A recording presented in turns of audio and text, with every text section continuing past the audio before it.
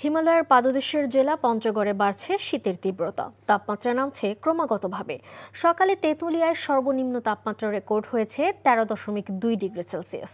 গত এক সপ্তাহ ধরে সর্বনিম্ন তাপমাত্রা বিরাজ করছে 12 থেকে 14 ডিগ্রি সেলসিয়াসের ঘরে। রাত থেকে সকাল পর্যন্ত সর্বনিম্ন তাপমাত্রা কমে গিয়ে বেশি শীত অনুভূত হচ্ছে। আবহাওয়ার বিরূপ আচরণে শীতজনিত বিভিন্ন রোগে বেশি আক্রান্ত হচ্ছে শিশু ও বৃদ্ধরা।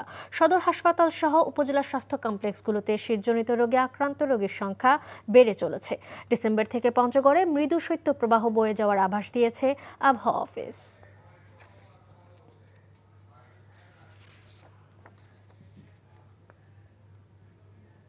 শীতের খবর জানতে যাচ্ছি পঞ্চগড়ে, সেখানে আছেন স্টাফ করেসপন্ডেন্ট সাজ্জাদ হোসেন। সাজ্জাদ, বরাবরের মতোই হিমালয়ের পাদদেশে এই জেলায় শীত এসে পড়েছে আগেভাগে, আর পাশাপাশি ছিন্নমূল ও শ্রমজীবী মানুষের কষ্টের দিন শুরু হয়েছে। তো এই বিষয়ে আপনার কাছে বিস্তারিত জানতে চাচ্ছিলাম।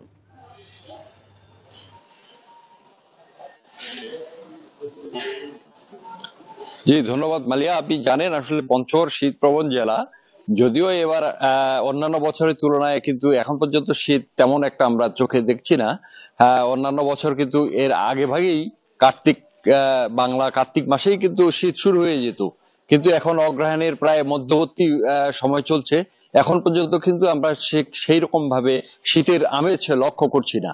তবে আপনাকে বলে রাখি যে ঠিক শেষ বিকালের থেকে শুরু করে একদম রাত পর্যন্ত, এবং সেটা সকাল 7টা 7:30 পর্যন্ত কিন্তু একটানা শীতের আমেজটা থাকতেছে।